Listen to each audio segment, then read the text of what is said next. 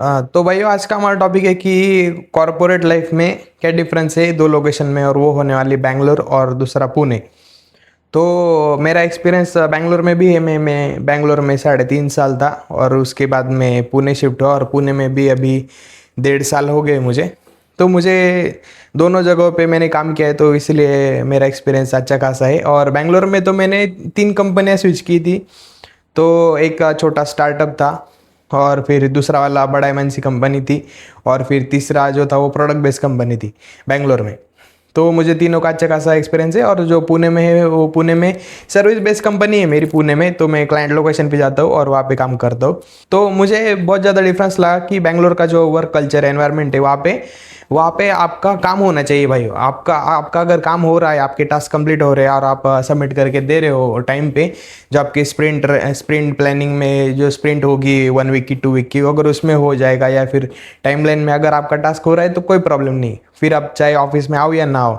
लेकिन पुणे में ऐसा नहीं है। पुणे में मैनेजर बोलते भाई तुम काम मत करो, भले ही काम नहीं हो चलेगा, काम लेट भी दो, लेकिन ऑफिस आना है मतलब आना है।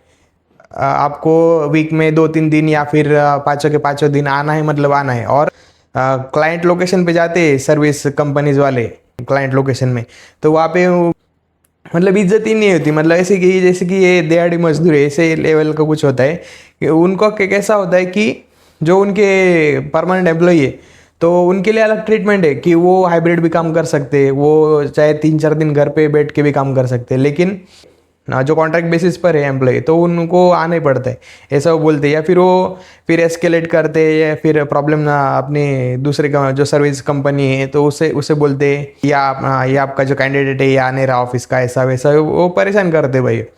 तो ऐसा कुछ पुणे में कल्चर है। वैसा बैंगलोर में नहीं था। बैंगलोर में तुम चाहे ऑफिस में आओ या ना आओ, लेकिन भले अगर हाइब्रिड भी रहा तो 2-3 दिन आओ ऑफिस में, लेकिन आपका काम करके दो, जो काम है वो उसको ज़्यादा इंपॉर्टेंस दी जाती है बैंगलोर में। तो ये बहुत बड़ा फ़र्क है। इसलिए बैंगलोर आज वहाँ है जहाँ वो आज है, और पुणे पीछे रह गए ये आईटी सेक्टर में जो है, सर्विसेज इंडस्ट्री में पुणे बहुत पीछे है बैंगलोर से। इसीलिए ही पीछे है क्योंकि ये माइंड सेट ही गलत है।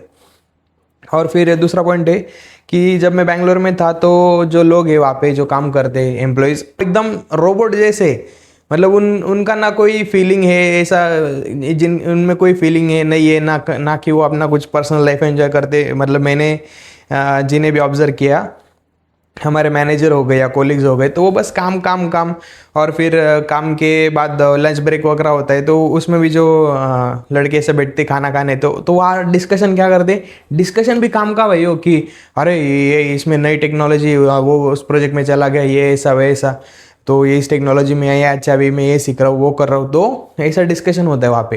एकदम रोबोटिक मोनोटोनिक लगता है।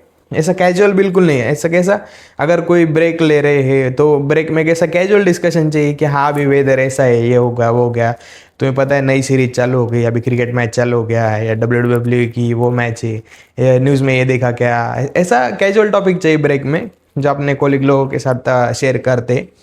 लेकिन ऐसा वहाँ पे नहीं था बैंगलोर में। मतलब था लेकिन कम था बहुत। और पुणे में कैसा, पुणे में रोबोटिक नहीं है, पुणे में एकदम मनुष्य।